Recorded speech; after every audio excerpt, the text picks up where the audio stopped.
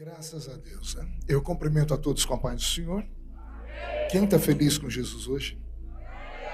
Então encontre uma pessoa bonita do seu lado e dê um sorriso para ela. Abra sua Bíblia comigo no segundo livro do profeta Samuel. O capítulo é o de número 12.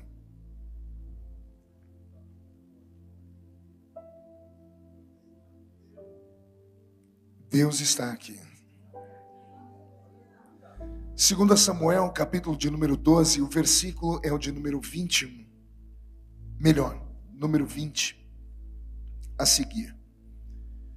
E então Davi se levantou da terra, se lavou, se ungiu, mudou de roupas, entrou na casa do Senhor e adorou. E então foi à sua casa e pediu pão, e lhe puseram pão e ele comeu. E disseram-lhe os seus servos: que é isto que fizeste? Pela criança viva jejuaste e choraste. Porém, depois que morreu a criança, te levantaste e comeste pão? E disse ele: vivendo ainda a criança, jejuei e chorei, porque dizia: quem sabe se Deus se compadecerá de mim e viverá a criança. Porém, agora que está morta, por que jejuaria eu? Poderei eu trazê-la de volta? Eu irei a ela, porém ela não voltará para mim. E então consolou Davi a Batseba, sua mulher, e entrou a ela e se deitou com ela, e ela deu à luz a um outro filho, e deu-lhe o nome de Salomão, e o Senhor o amou. Amém, igreja? Feche a Bíblia, coloque no banco, na cadeira, incline a cabeça por um minuto. Senhor, eu te exalto nesta noite, por tudo que nós ouvimos aqui já neste altar, pelos louvores que foram entoados a ti, pela forma carinhosa como fomos recebidos pelos anjos da igreja, pelos testemunhos que aqui nós já ouvimos, e pela oportunidade que pudemos, ó Deus, de poder abençoar a sua casa com as nossas ofertas. E agora, ó Deus, queremos ouvir a tua voz, e eu sei que o Senhor não precisa de horas para falar, o Senhor fala, ó Deus, em segundos, e eu acredito que no momento em que eu estiver ministrando a sua palavra, o Senhor terá plena liberdade para curar os enfermos, batizar com o Espírito Santo, renovar os nossos corações e nos motivar a continuar vivendo. Cerque esta igreja com a sua presença, e num raio de 5 quilômetros, onde houver um demônio alojado, eu dou a esses demônios segundos para sumirem daqui, porque se não sumirem, serão queimados pelo poder da sua glória, que aqui será derramada. Rasgue os céus sobre nós nesta noite. Manda anjos de fogo descerem aqui. Que estes anjos desçam trazendo brasas de fogo nas mãos. Comecem a esparramar estas brasas entre nós. E onde houver um crente cheio do Espírito Santo, pega ele nesta noite, Jesus, e fala conosco, e fica conosco. É o que eu te peço agora e sempre. E toda a igreja diz: os que podem, tomem seu assento aplaudindo a Jesus, porque Ele é bom, porque Ele é maravilhoso. As horas já se foram e eu prometo que não vou demorar muito, embora o apóstolo disse que eu posso ir até às 4 da manhã. Pensa num povo falso, é esse povo aqui. É sério, a gente fala até às 4, dá glória a Deus. A gente começa o culto, vai levantando um por um, fica só eu e o apóstolo aqui depois, né? E a apóstola fica junto, que ela não larga dele de jeito nenhum, né? Tá certo, ele tá bonitão, né? Eu não reconheci. A última vez que eu tinha visto o apóstolo William, ele parecia uma catedral do Espírito Santo. E agora está parecendo um templo do Espírito Santo. Pegou, hein? Isso aqui é a forma mais bonita de elogiar alguém que emagrece, né? Em compensação, o nosso baterista, cadê? Cadê? Olha, tá lá em cima do som. Sai daí que isso vai cair. Ele deve pesar umas 53 arrobas, o rapaz, né? Mas ele disse que já está lá, vai fazer a bariátrica, né? Nós estamos tentando fazer na cabeça, em nome de Jesus, né? Vai dar tudo certo. Queridos, eu prometo que não vou demorar de verdade, mas eu preciso deixar aqui o que Deus colocou no meu coração. São 17 anos desse ministério, e eu imagino quantas lágrimas esse ministério derramou aqui, para permanecer de pé, para suportar uma pandemia. Não foi fácil. Eu tenho viajado o Brasil e o mundo, e eu descobri, pastor Val, que existem duas igrejas, uma antes da pandemia e a outra pós-pandemia. A igreja pós-pandemia ainda está se recuperando. Alguns amigos falaram, olha, a pandemia desviou os crentes. Eu disse, não. A pandemia só revelou os crentes que estavam desviados já.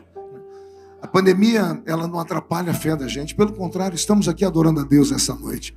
Mas ela desestabilizou corações, famílias, foi muita tortura, muita gente morta, foi uma tragédia de proporções bíblicas e ainda estamos nos levantando.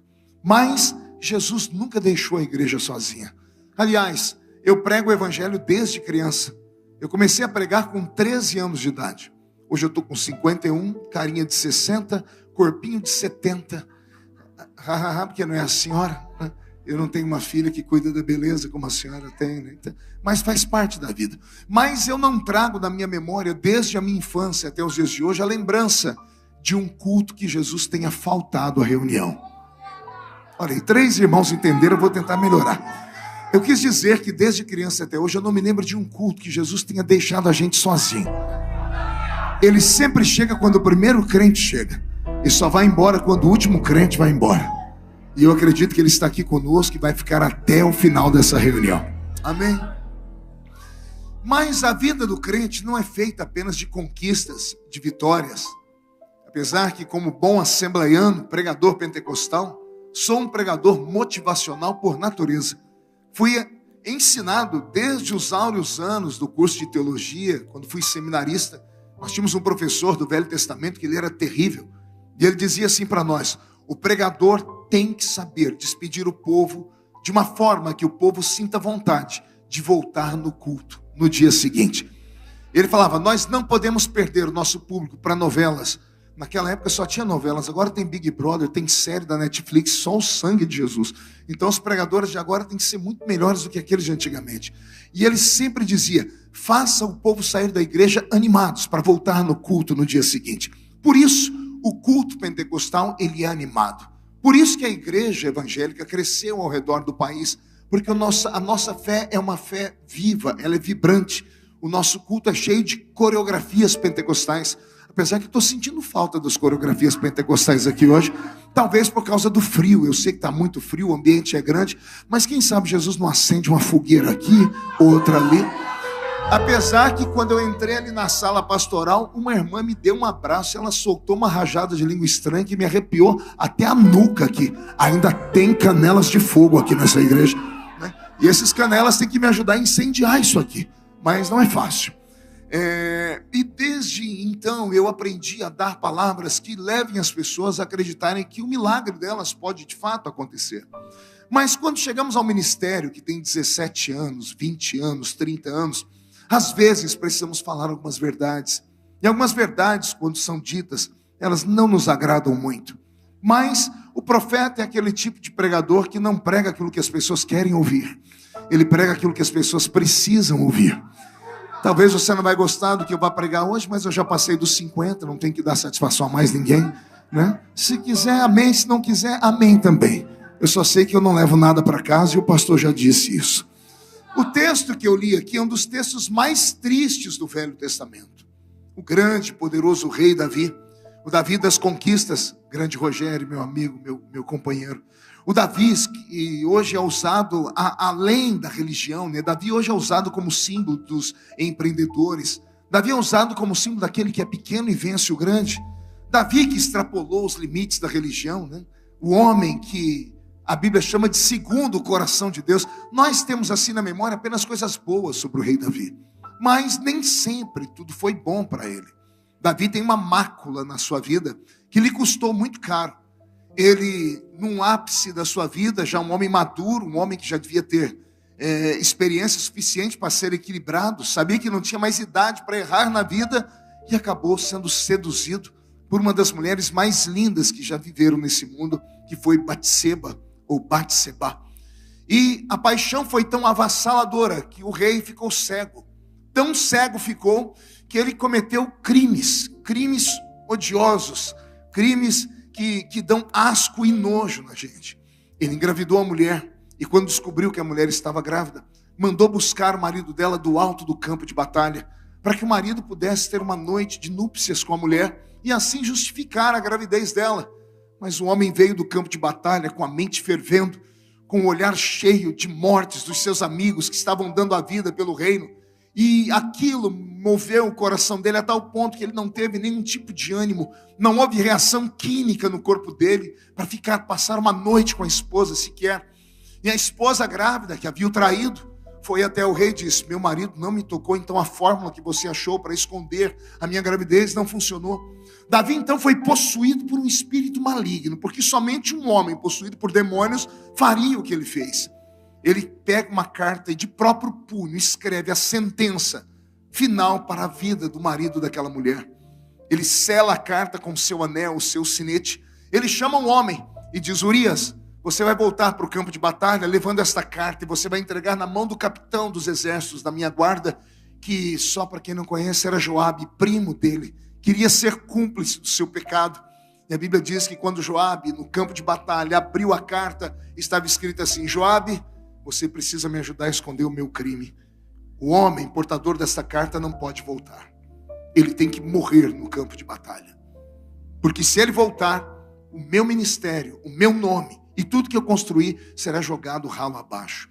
Joabe, como fiel escudeiro, colocou Urias no alto do campo de batalha e Urias foi morto. Quando Urias morreu, a carta veio para Davi dizendo: missão dada, missão cumprida. Davi se aninhou no seu trono. Por um momento sentiu o sabor de uma vitória. Por um momento entendeu que a sua astúcia era gigante demais e ele eliminou um problema. Mas ele se esqueceu que tudo que ele tinha não tinha vindo da horizontal. Tudo que Davi tinha vindo da vertical. Foi Deus quem deu tudo o que ele queria. E de repente entra dentro do palácio de Davi o profeta Natã.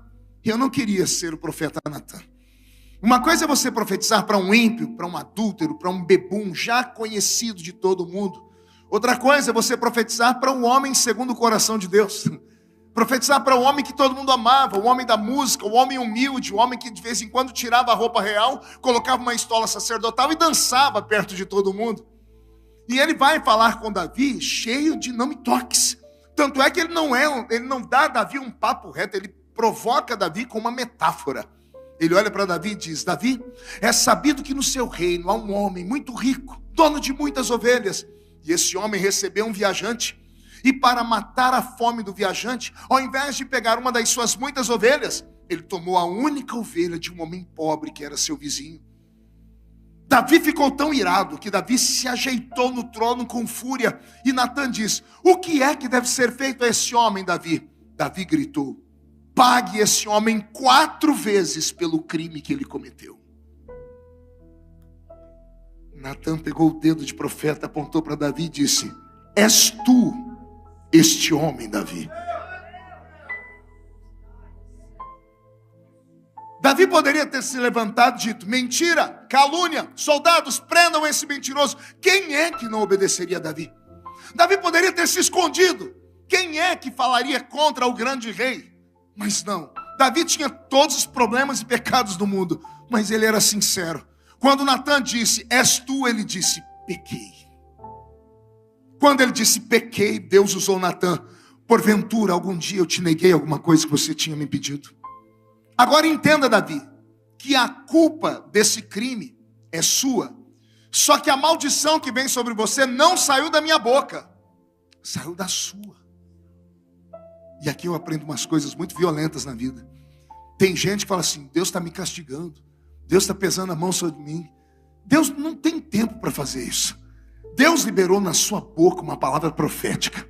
A Bíblia diz que a palavra do crente tem que ser sim, sim ou não, não. Cuidado com o que você fala.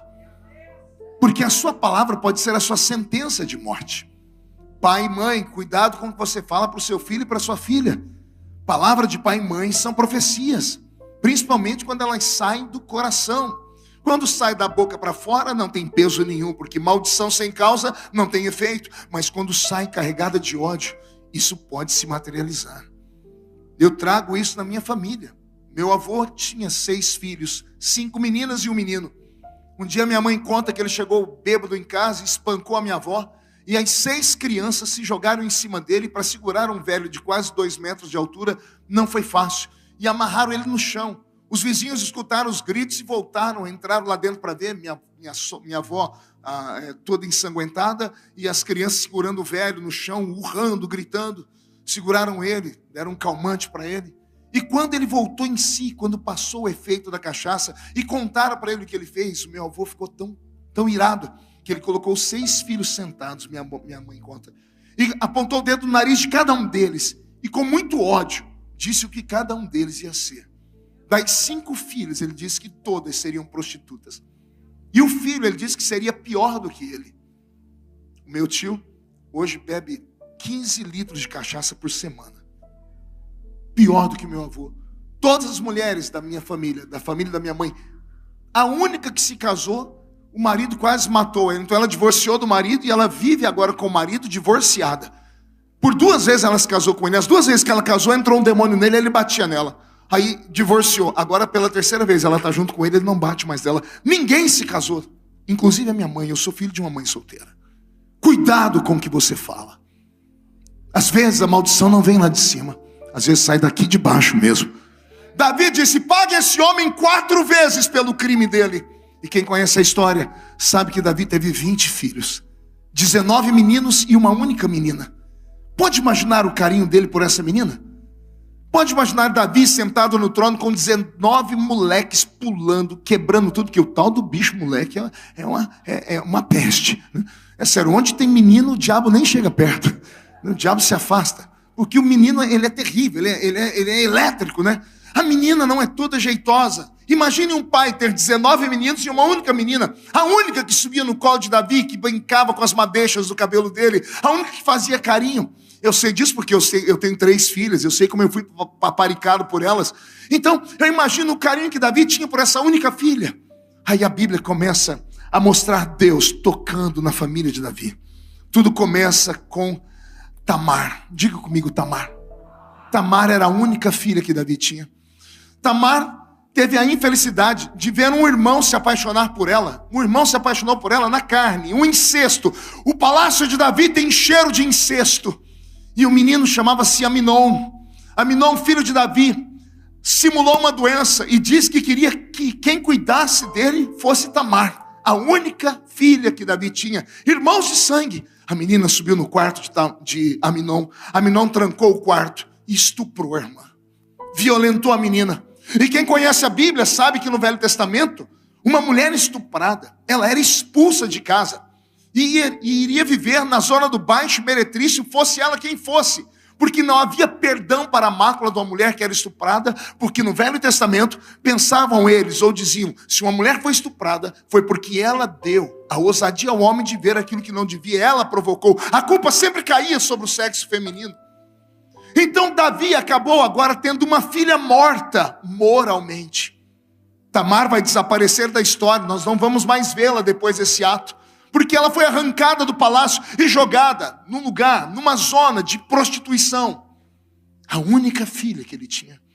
Agora, o menino que estuprou ela deveria ter a orelha puxada, sim ou não? Imagina, o seu filho vai e faz uma violência contra essa. Quem aqui corrigiria o filho? Davi não corrigiu Aminon. Pergunte por quê. O que ele ia falar para o menino?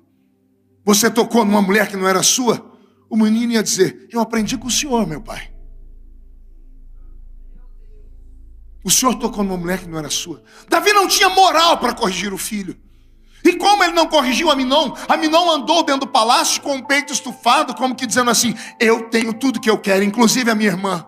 No meio do palácio, vem um outro filho de Davi chamado Absalão. O filho que Davi mais amava. O menino mais lindo dos filhos de Davi era Absalão. Absalão encontrou Aminon no meio do corredor e começou a discutir com ele. Aminon disse, nem o meu pai me corrigiu, quem é você para me corrigir?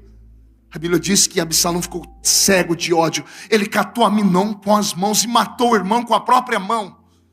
O palácio de Davi tem cheiro de morte. Alguém chega em Davi e diz, mataram Aminon. E Davi grita, eu quero que Aminon seja vingado. Quem matou meu filho? Alguém diz, o teu outro filho, Absalão. Quando Davi ouve que é Absalão, Davi se cala. Davi deveria ter repreendido Absalão, sim ou não?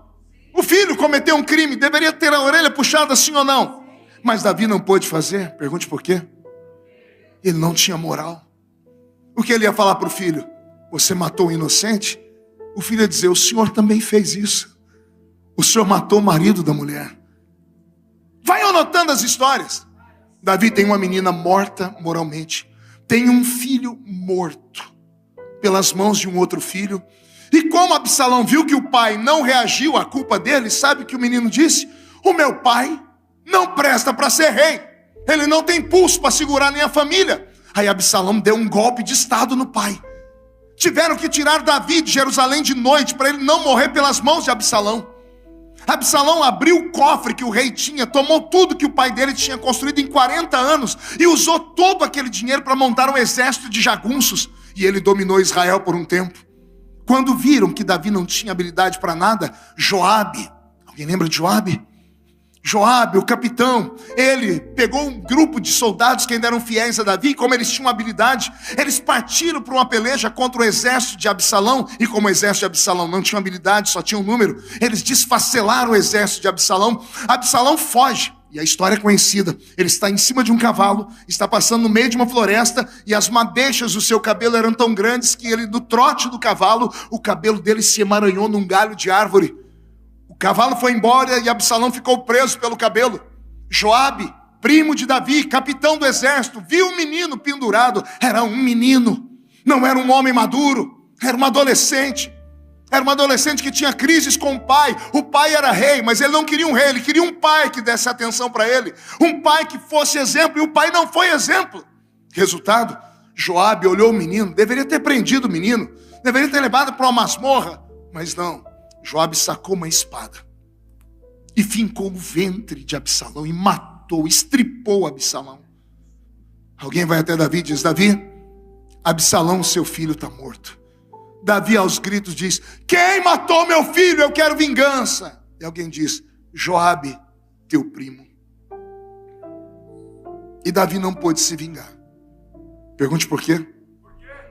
Porque Joabe era cúmplice da morte de Urias. Vocês viram o emaranhado? Vocês viram o preço do pecado? Davi terminou os dias dele em depressão profunda. Se você ler o Salmo 51 e você ler o Salmo 139, você vai ver um Davi debilitado, adoecido.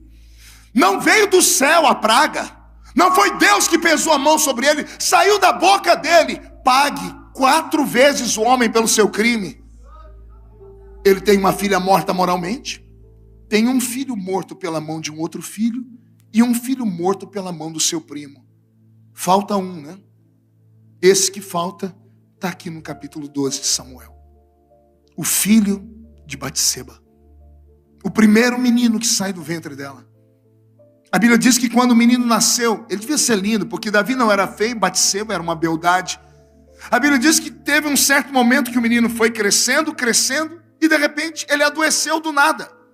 É até difícil pregar sobre isso, porque a Bíblia vai dizer: Deus feriu o menino. É difícil falar sobre isso, né? Falar de um Deus que fere um bebê pela culpa do pecado do seu pai. Mas eu não posso ser mais justo do que Deus. É o que está escrito. Quando Davi viu que o menino adoeceu e os médicos que ali estavam não puderam cuidar do menino, Davi inventou uma coisa que nós usamos até hoje na igreja. Pergunte o quê? Só fala se todo mundo perguntar. A tal da campanha. Davi foi o primeiro a fazer uma campanha de 7 dias de jejum. Está aqui no texto. Por 7 dias Davi jejuou. Por 7 dias ele jejuou plenamente. Ele não tomou banho, ele não trocou de roupa, ele não colocou água nem comida nos lábios. Por 7 dias ele orou e jejuou para que o menino ficasse saudável. Só que todos os dias, quando o dia amanhecia, ele chamava os servos dele e perguntava: como é que está o menino? E eles diziam: está pior do que ontem. E ele jejuou o segundo dia. No segundo dia, ao término do jejum, ele pergunta: como está o menino? Está pior do que estava ontem. E foi assim até o 7º dia. No 7º dia do jejum, a Bíblia diz que os servos de Davi estavam num canto. Não tinham coragem de falar para Davi que o menino tinha morrido. E a Bíblia diz que Davi, percebendo que eles não vinham, ele foi até eles. E ele chegou até eles e disse assim: e o menino? E eles disseram: morreu. Quando Davi ouviu falar que o menino morreu, a reação de Davi mexe com a cabeça de todos eles. Porque eles esperavam que Davi fosse se desesperar, arrancar os cabelos, se atirar do alto da janela. Esperavam que Davi fosse surtar de uma forma que ele não tivesse mais nem vida mental. Mas não é isso que acontece. A Bíblia diz que Davi se levanta, se lava, se unge, muda de roupas e entra na casa de Deus e vai adorar.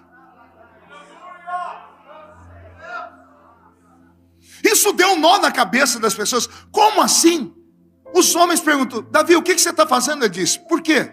Uai, você estava desesperado, chorando, não tomou banho, não comeu, enquanto o menino estava vivo, e agora que o menino morreu, você está em paz, está tranquilo, você se levanta, você se lava, você muda de roupa, você come, você foi na casa de Deus, você foi lá adorar e está voltando. O que aconteceu, Davi? E aqui eu aprendo uma coisa com esse Davi, que quando eu chegar no céu eu vou ter que dar um beijo nele, porque ele nos ensina até nas coisas mais erradas que ele fez. Davi está dizendo assim: olha, eu perdi um filho, na verdade eu perdi 4, mas eu ainda tenho 16 para criar. E aí esses 16 eu tenho que ser um exemplo. Tenho que refazer a minha vida e tentar não ser mais para eles o que eu fui para os outros. Porque para os outros eu não tenho mais o que fazer, mas para os que estão vivos eu ainda tenho. Então, por amor aos 16 que eu ainda tenho, eu preciso entender que a vida continua. Vou tentar falar de uma forma melhor. É difícil a gente se levantar depois de uma tragédia. É difícil se recompor quando o teto desaba sobre a nossa cabeça ou quando abre um buraco no chão e nos engole. É difícil ter aquele momento que o apóstolo teve há 17 anos atrás, quando o médico dá uma notícia sobre essa dos filhos. Eu passei por algo semelhante. Eu enterrei um filho. Nenhum pai, nenhuma mãe deveria ter essa experiência. É o contrário da natureza. O velho pai e a velha mãe são enterrados pelo filho e pelas filhas, que vão trazer à sua memória tudo aquilo que os velhos fizeram. É assim que tem que ser.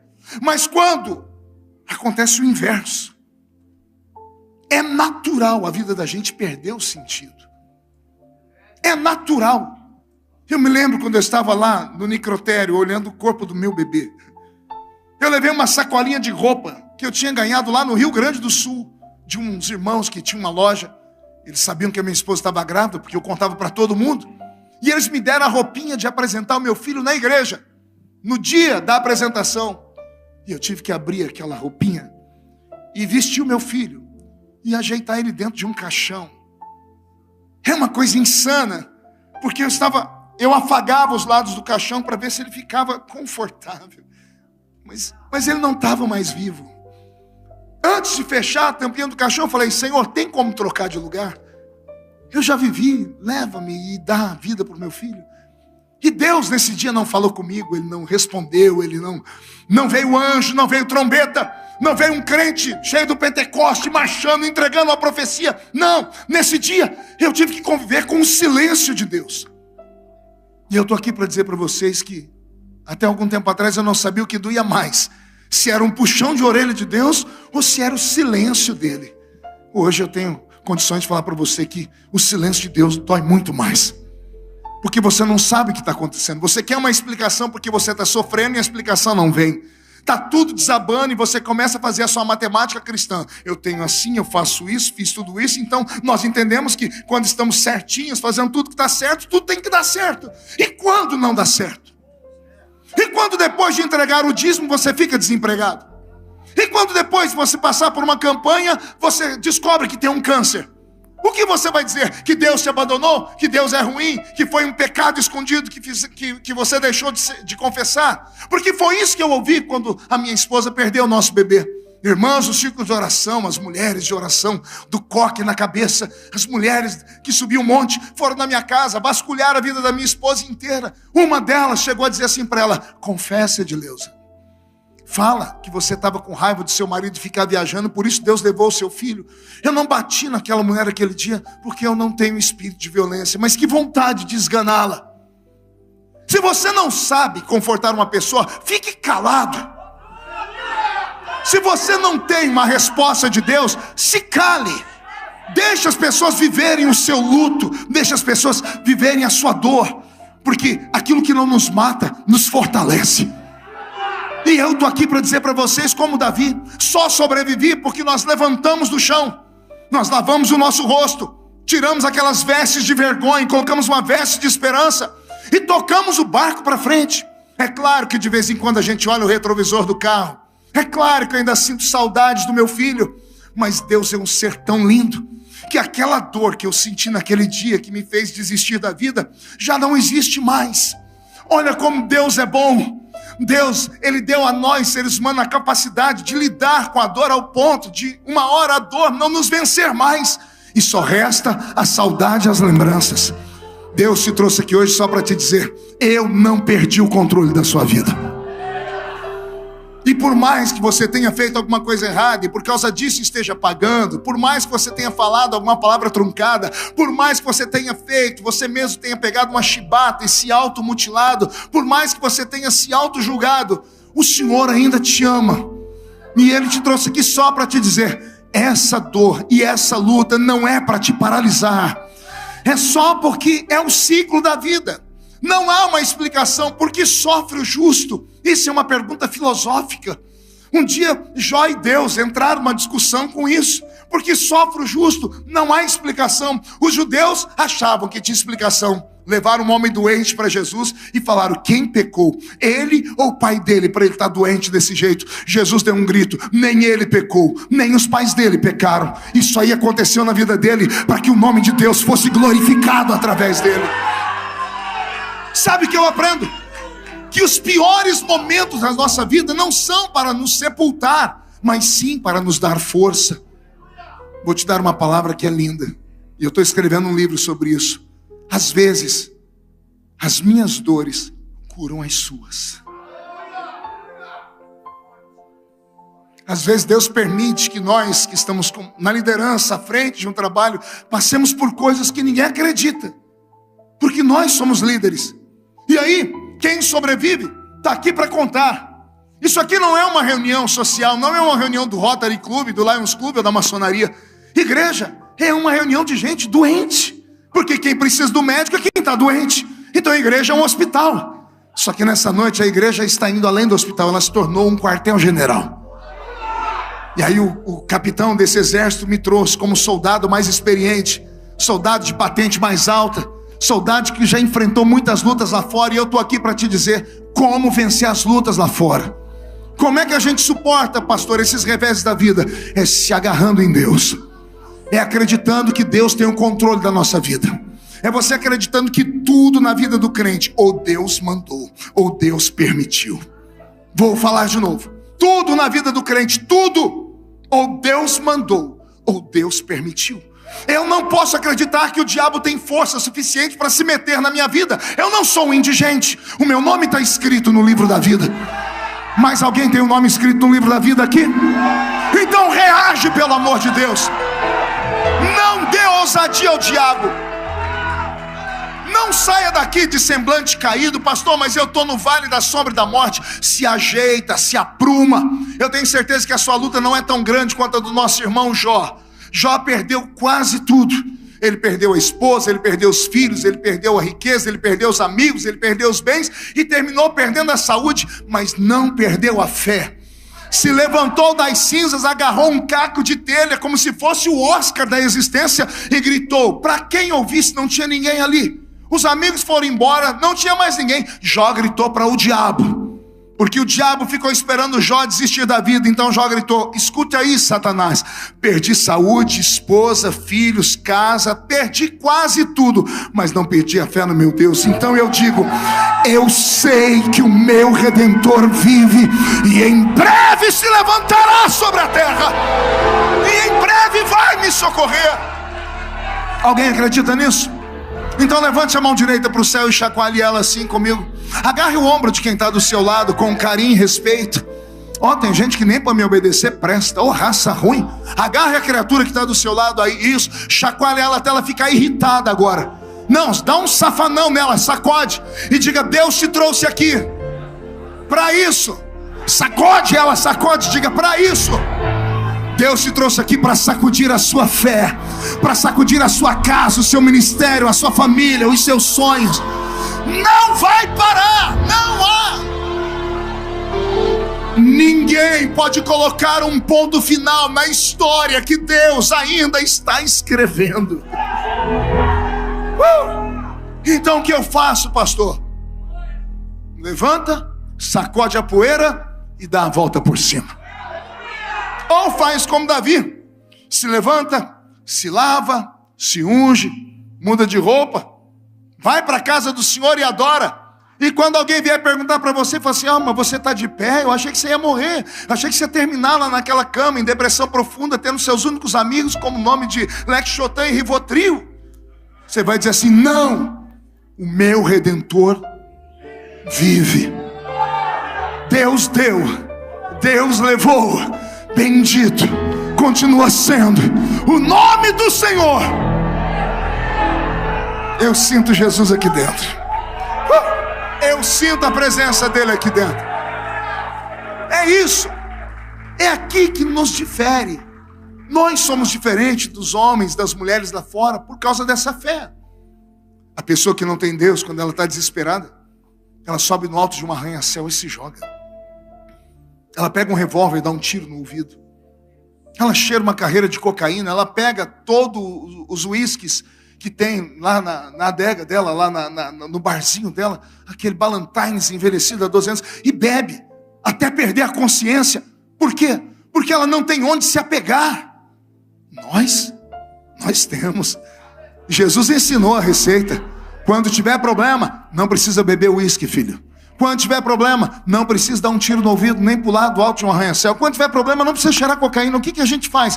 Entra no seu quarto, fecha a porta atrás de si e fala com seu pai que está em oculto. E o seu pai que está em oculto vai lhe ouvir. Posso ouvir um glória a Deus por isso?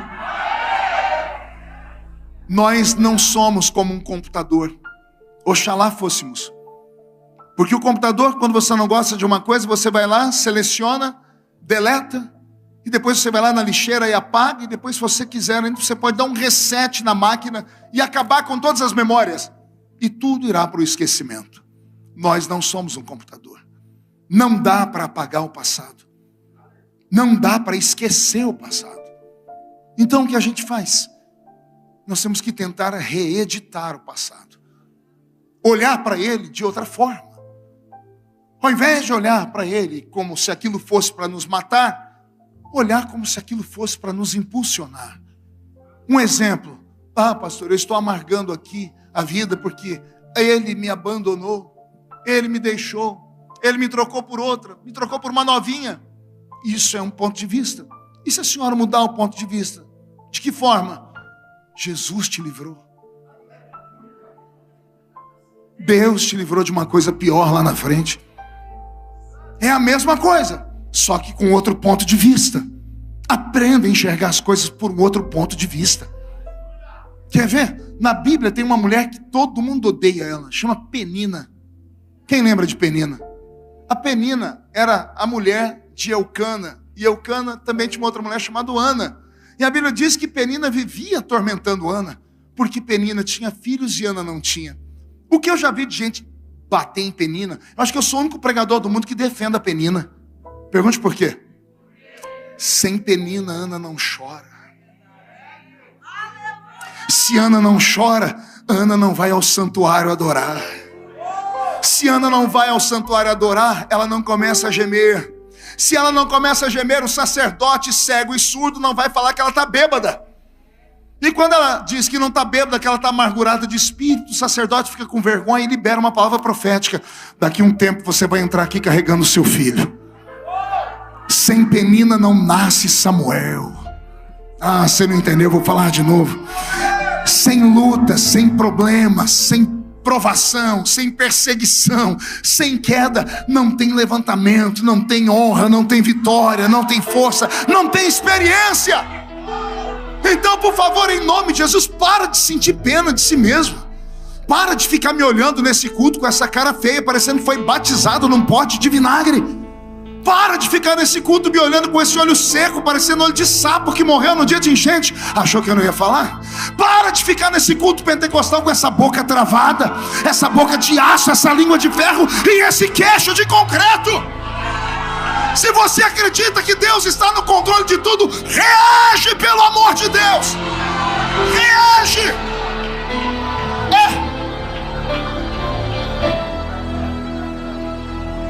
A vida continua, mas a vida só continua para aqueles que têm fé. Eu tenho fé.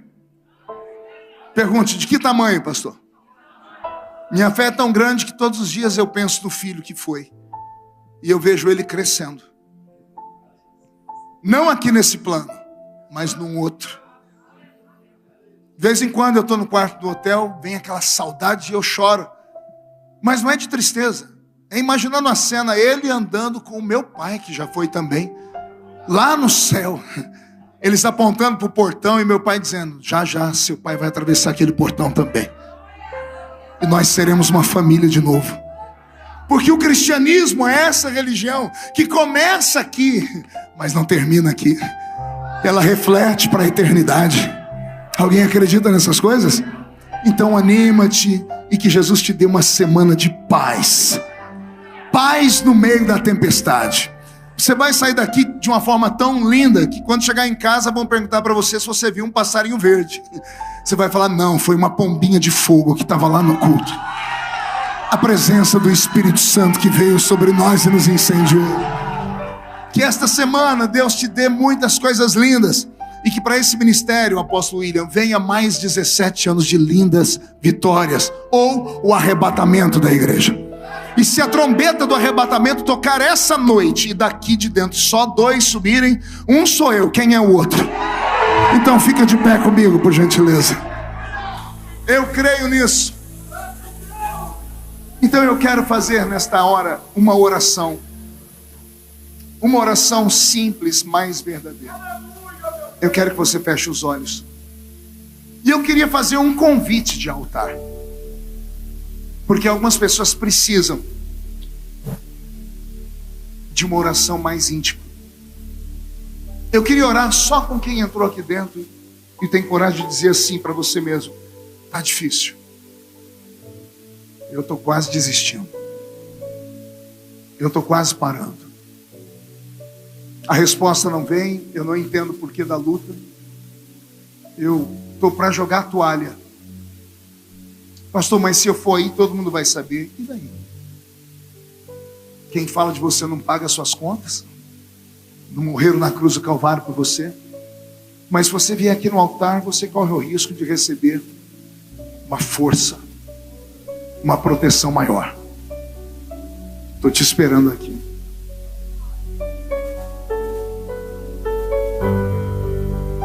Seu Deus ainda tem nome.